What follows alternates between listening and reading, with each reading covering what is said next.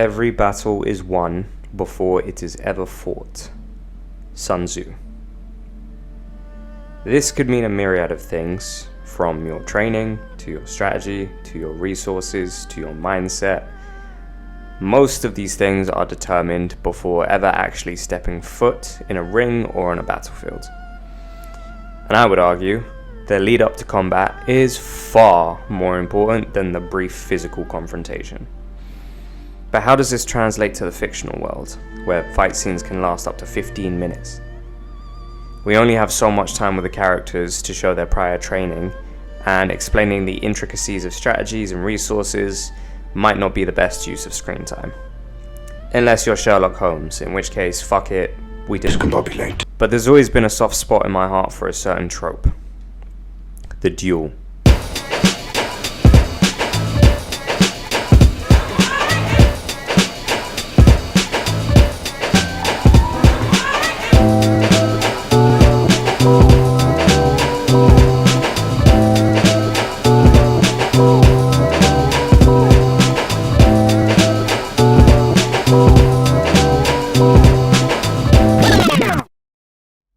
Specifically, the imaginary duel. It's painfully lacking in the hand-to-hand world, but abundant in the sword fighting genre. This is likely because of the sword's reputation for lethality and speed, so it's a good way to draw out a bout without making it seem unrealistically long. But what do I mean by imaginary? Well, it's complicated. I'd say the two most obvious examples are Hero's rain sequence and Blue-Eyed Samurai's snow sequence. While they're not the most subtle instances of this trope, they're still excellent depictions. Hero is a classic kung fu movie. High flying, loud voice effects, over-the-top slow motion. They outwardly state that the battle is fought in their minds.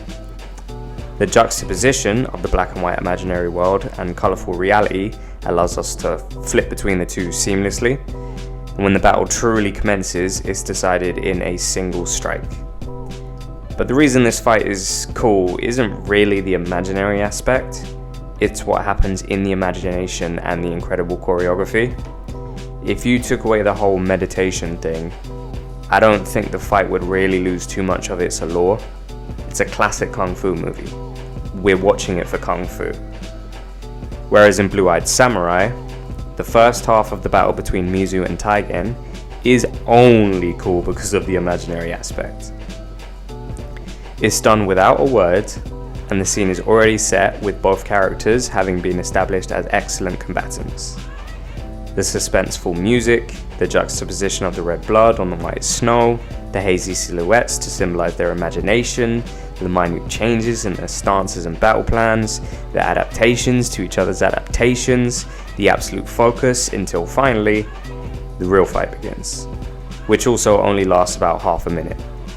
It's incredible. These are very visually stunning examples, both of which have incredible use of color, sound, and facial expressions.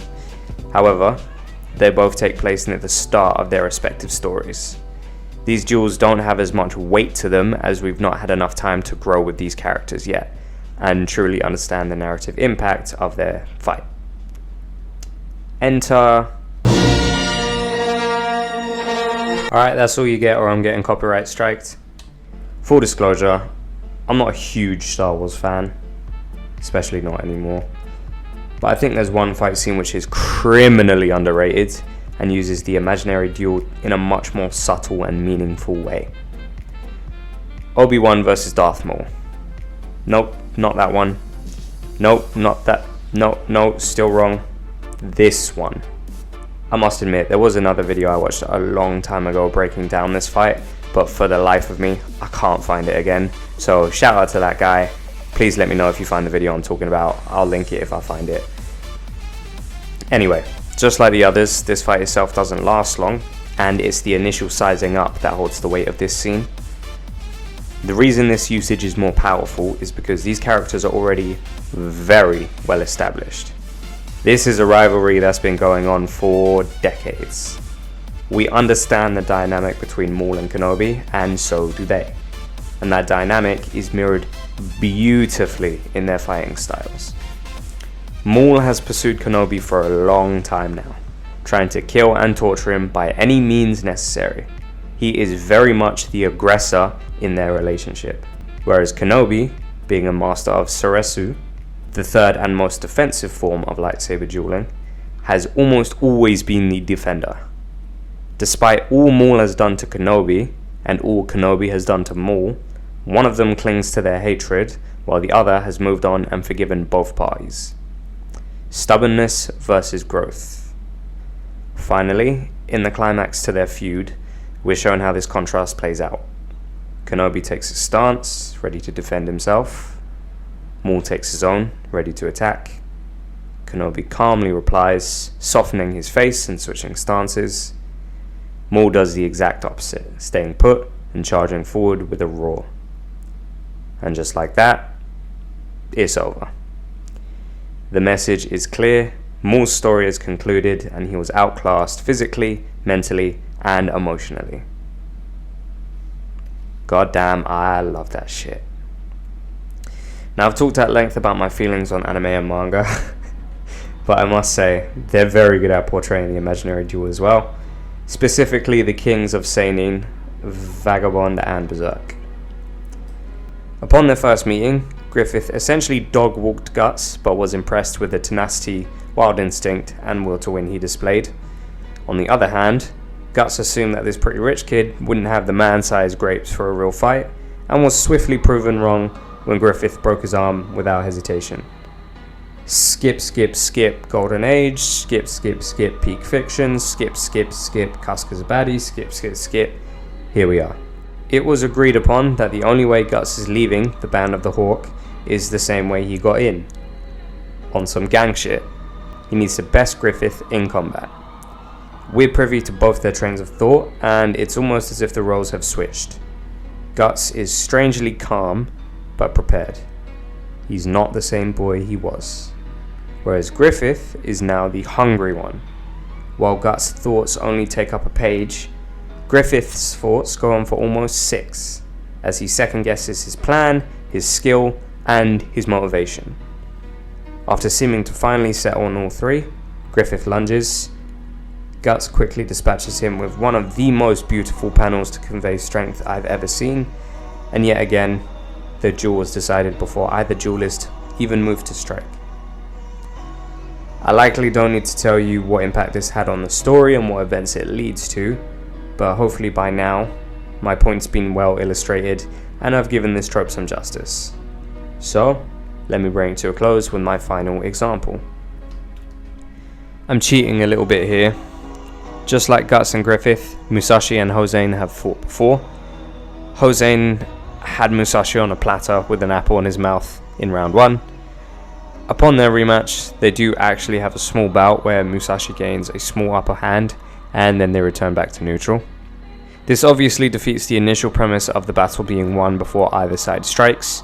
However, the deciding encounter, the final engagement, if you will, is decided in an instant.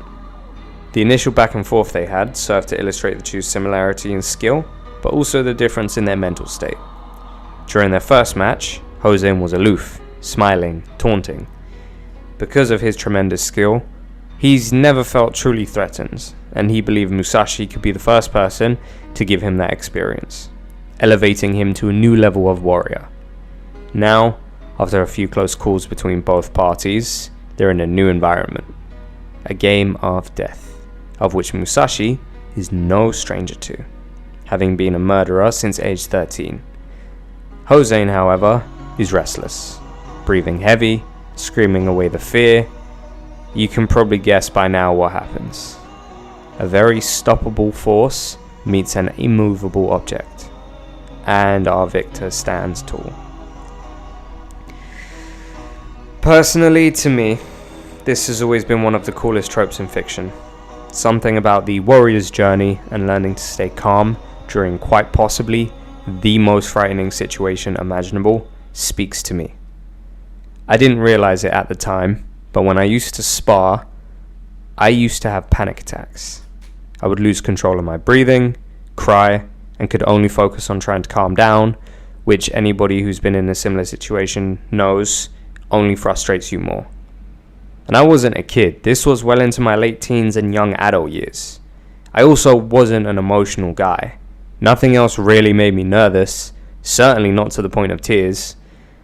So I meditated, I tried going light, taking breaks, stepping out for air, but whenever I was about to spar, I'd have this heavy weight on me.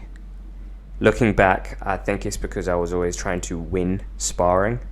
I know you're not meant to, but I just felt like I had to do well.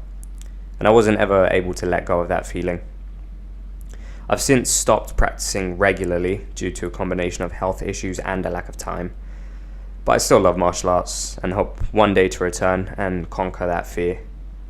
I've had small tastes of these imaginary duels in real life, and every time I can remember being that calm and calculated, I performed well, had the most fun, and learned the most too. So I love seeing representations of this stuff in film and media. Thanks for watching, and let me know any other examples you can think of. I'm particularly eager to see a hand-to-hand fight scene settled very quickly with a lot of emphasis on the build-up. I couldn't think of one for this video, so please let me know in the comments if you have one.